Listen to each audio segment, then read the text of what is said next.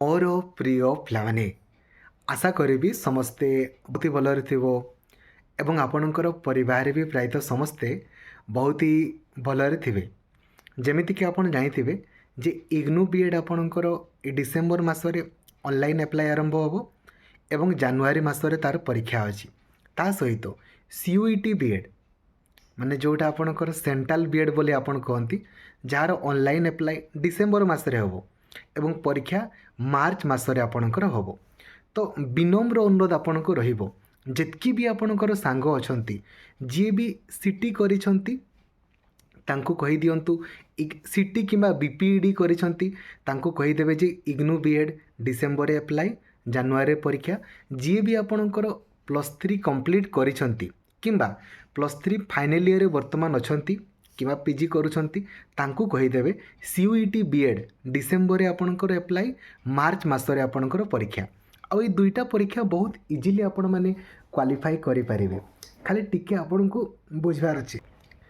ତ ଲାଇକ୍ ଆଉ ସେୟାର କରିକି ସବୁ ସାଙ୍ଗମାନଙ୍କୁ ବି ଜଣାଇଦେବେ, ଯେଉଁଦ୍ୱାରା କି ସମସ୍ତେ ଆପଣଙ୍କର ଜାଣିପାରିବେ। ଦେଖନ୍ତୁ, ଏବଂ ସବୁ କ୍ଲାସ୍ ଆପଣଙ୍କର ଲକ୍ଷ୍ମୀଧର ସାର୍ ଅଫିସିଆଲ୍ ଆପ୍ଲିକେସନରେ ଆପଣଙ୍କ ପାଇଁ ହେଉଛି।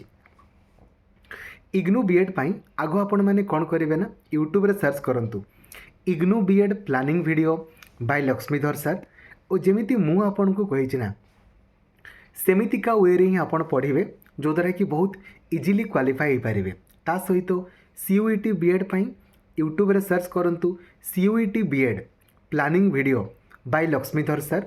ଆଉ ଯେମିତି ମୁଁ ଆପଣଙ୍କୁ କହିଛି ସେମିତିକା ୱେରେ ପଢ଼ନ୍ତୁ। ଦେଖନ୍ତୁ, ମ୍ୟାକ୍ସିମମ୍ ପିଲାମାନେ ଇଗ୍ନୁ ବି ଏଡ଼୍ କଥା ତ ମୁଁ ଆପଣଙ୍କୁ କହିବି, ତା ପୂର୍ବରୁ ଦେଖନ୍ତୁ CUET B add. CUET B add ଯଦି ଆପଣ +3 ଫାଇନାଲ୍ ଇୟର୍ ବର୍ତ୍ତମାନ ପଢ଼ୁଛନ୍ତି କିମ୍ବା +3 କମ୍ପ୍ଲିଟ୍ କରିଛନ୍ତି କିମ୍ବା PG ପଢ଼ୁଛନ୍ତି ସମସ୍ତେ ଦେଇପାରିବେ। ଏବେ CUET ବି ଏଡ଼୍ ଆପଣଙ୍କର 2 ବର୍ଷିକିଆ। ଏ ବର୍ଷ ଯଦି 1 ଇୟର୍ ଯଦି କିଛି ଇମ୍ପ୍ଲିମେଣ୍ଟ ହେଲା 1 ଇୟର୍ ବି ଆସିବ, ଆଉ 4 ବର୍ଷିକିଆ ବି ବାହାରେ। ସେଥିରେ ମ୍ୟାକ୍ସିମମ୍ ପିଲାମାନେ ପକାନ୍ତିନି। ମୁଁ ଆପଣଙ୍କୁ ବିନମ୍ର ଅନୁରୋଧ କରିବି, ଆପଣଙ୍କୁ ବି ଏଡ଼୍ କରିବାର ଅଛି।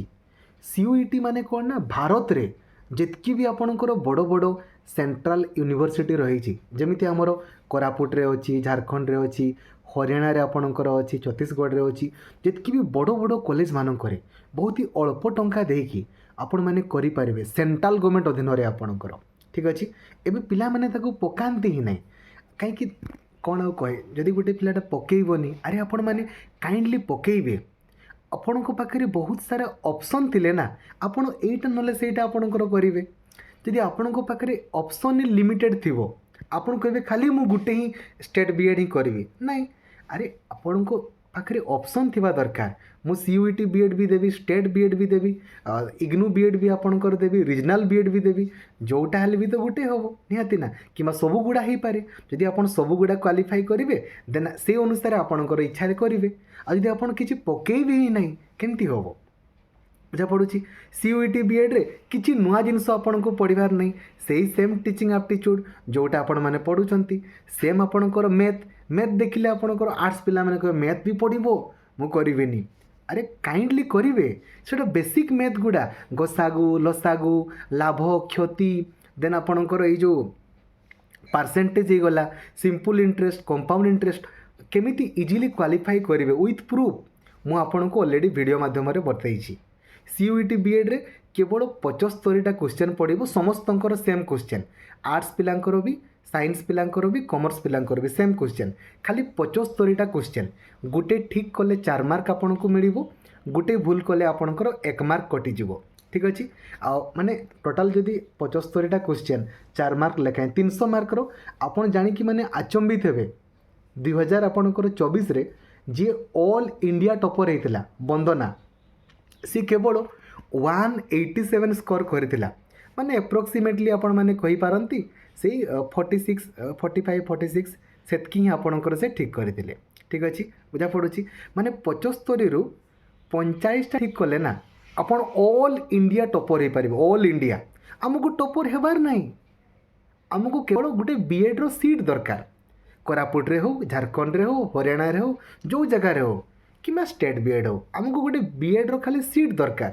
बीएड करिवार अछि हाई स्कूल टीचर किंवा जूनियर टीचर आपणकर हेबार अछि राइट ना आमर मतलब बीएड करवा सहित तापर high school teacher junior teacher हेबा सहित हाँ कि ना जोटी होची हो आपण मैंने किंतु पकेइबे ही नहीं हेले कौन हम कहले काइंडली पकेइबे आपन को किछि अलगा जिनस पढ़िबार नहीं आपण मैंने यूट्यूब रे सर्च करंतु CUET B Ed planning video by Lakshmidhar sir और जमीती मु आपन को कही सेमितिका वे आपन काइंडली पढ़ापढ़ी करंतु बहुत इजिली क्वालिफाई करें नेगेटिव मार्किंग अच्छी माने सब क्वेश्चन करार नहीं गुणी गुणी करार अच्छी 22 रु 25टा खाली टीचिंग एप्टीट्यूड पड़ो टीचिंग एप्टीट्यूड रे आमर कौन सिंगल मार्क भी कटिबो सिंगल मार्क भी कटिबार नहीं तापर रीजनिंग पड़ो रीजनिंग रे कटिबो जीके पड़ो हिस्ट्री जियोग्राफी पॉलिटी तो सब बेले आम करुचे किसी कटिबो कटिबार नहीं मैथ्स रे तो जमारो भूल हेबार नहीं बुझा पड़ुଛି एतकी रे ही आपण माने किंतु आपण माने कथा मानंतिनी सब क्वेश्चन कर देकी पड़े आसबे सब क्वेश्चन कले केमती हेबो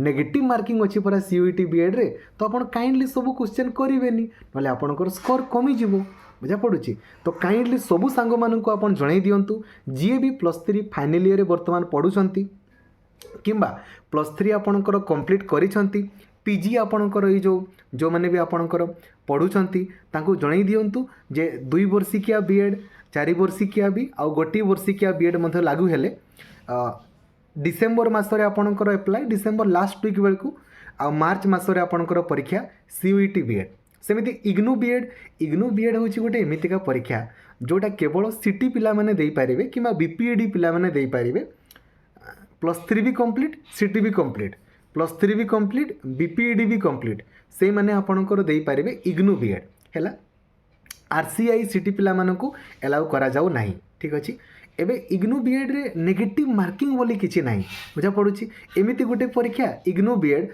जोथिरे नेगेटिव मार्किंग ही नाही तो आपण बहुत इजीली क्वालिफाई करि पारिबे तो इग्नू बीएड रो प्लानिंग वीडियो को टिके देखि दियंतु काइंडली देखंतु टीचिंग एप्टीट्यूड रे हमर जमारू भूल हेबार नाही रीजनिंग रे फुल रु फुल माने फुल रु फुल एजुकेशन और जनरल अवेयरनेस रे सबुदिन क्लास करा होची खाली थ्योरी क्लास देखिकी सब प्रीवियस ईयर गुड़ा प्रैक्टिस करदेले आपणकर हो जीवो एप्लिकेशन रे मॉक टेस्ट सबु गुड़ा भरी भरी की रही सबु क्वेश्चन गुड़ा ए टू जेड सब जिनस गुड़ा मॉक टेस्ट आकार आपन अवेलेबल अच्छी तापर पार्ट बी रे एबे नेगेटिव मार्किंग तो किसी नहीं ना पार्ट बी रे आर्ट्स पिला माने भी चाहिए साइंस क्वेश्चन करि परिबे साइंस पिला माने भी चाहिए आर्ट्स क्वेश्चन करि परिबे आपणकर इच्छा ऑप्शनल किछि भी जो 20टा प्रश्न पड़िबो पार्ट बी रे 80 मार्क तो समस्तंकर 80टा क्वेश्चन कंपलसरी ये जो 20टा क्वेश्चन सेटा ऑप्शनल आपणकर इच्छा जो इजी पड़ला ताकू करेंगे से तो सबुदिन आम मैथ्स करुचे इंग्लिश करुचे हिस्ट्री जियोग्राफी पॉलिटी आपणकर करुचे ये करुचे कहीं